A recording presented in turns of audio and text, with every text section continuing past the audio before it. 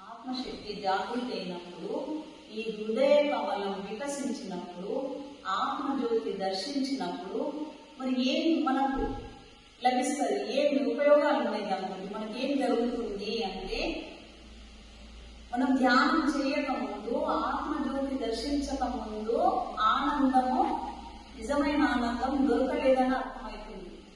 కానీ మానవుడి లోపల ఉన్న శక్తి వికసించినప్పుడు, అంటే జాగృతమైనప్పుడు, మహాశక్తి కుండలి యొక్క ప్రేమ ప్రవాహం సర్వాంగాలకు, అంటే 72,000 నాడులకు ఈ శరీరం మొత్తం కాలి వేల నుంచి సహస్ర దళం వరకు వ్యాపిస్తుంది. ఇది ప్రతి నాడిలో రక్త కణంలోకి ప్రవేశించడంతో ఈ శరీరం అంతా ఒక దివ్య ఆనందానుభూతి మనకు కలుగుతుంది. అప్పుడు ఈ మానవ శరీర స్పర్శ కోసం మనం పడే తపన బాహ్య స్పర్శ కంటే ఈ అంతర ఆనందమైన అనుభూతి ఎంతో ఆనందాన్ని ఇస్తుంది.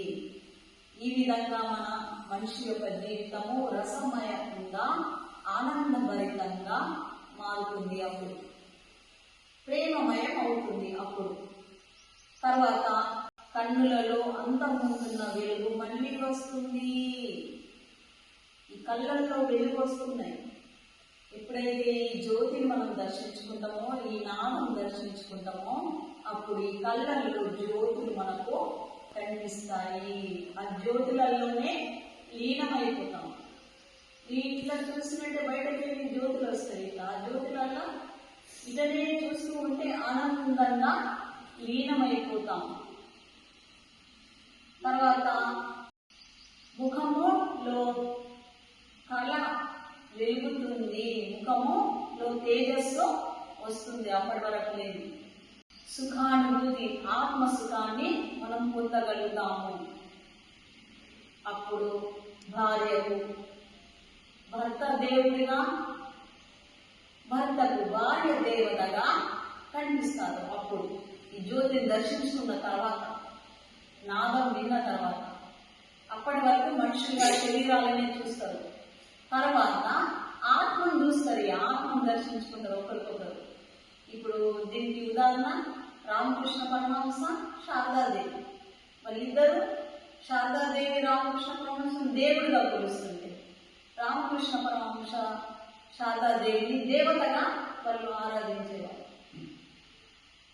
ఇంట్లో పిల్లలు, అత్తమామలు, ఇరుగు పొరుగు వారు అందరూ అప్పుడు దేవతలుగానే కనిపిస్తారు, ఆత్మగానే.